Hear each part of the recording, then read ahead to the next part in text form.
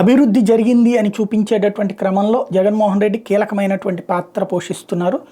అందులో ఇప్పుడు ఎలక్షన్స్ ముందుకు వచ్చినాయి కాబట్టి ఇంతవరకు అండర్ వర్క్లో ఉన్నటువంటి వాటిటన్నిటి వరుస ప్రారంభోత్సవాలు. అందులో నెల్లూరు జిల్లా కావలి నియోజకవర్గంలో ఫిబ్రవరి నెలలో జువ్వలదిన్న ఫిషింగ్ హార్బర్ ప్రారంభం కాబోతుంది.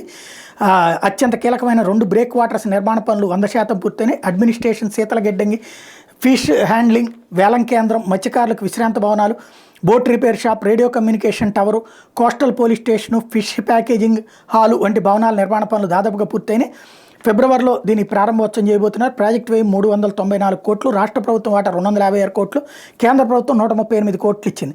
దేశంలో ఎక్కడా లేని విధంగా 8 ఫిషింగ్ హార్బర్లు ఏకదమ్ నడుస్తూ ఉన్నాయి. అందులో రెండోది ఇక్కడ ఏదైతే హార్బర్లలో జువ్వలదిన్న నెల్లూరు జిల్లాలో అయితే నిజాంపట్నం వచ్చేటప్పటికి 4 అంటే తొలి దశలో 1522 కోట్లతో చేపడుతున్నటువంటి వాటిలో జువ్వలదిన్న నెల్లూరు జిల్లాలోది, నిజాంపట్నం బాపట్ల జిల్లా, మచిలీపట్నం కృష్ణా జిల్లా, ఉప్పాడ కాకినాడ జిల్లాలో పనులు పూర్తిగా వచ్చినాయి.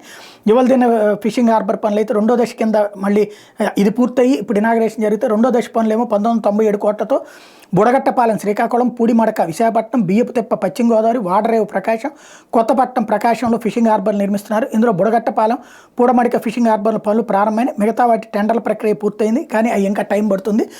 ఈ హార్బర్లన్నీ అందుబాటులోకి వస్తే 10,521 మెకనైజ్డ్ బోట్లు నిలిపే సామర్థ్యంతో పాటు మత్స్యకార కుటుంబాలకు ఉపాధి కూడా లభిస్తుంది. జువ్వలదిన్న హార్బర్ ద్వారా ఏటా 41,250 టన్నుల మత్స్య సంపద అందుబాటులోకి వస్తుందని అంచనా వేస్తున్నారు. ఇది ఆంధ్రప్రదేశ్ డెవలప్మెంట్లో అత్యంత కీలకమైనటువంటిది అవుతుంది.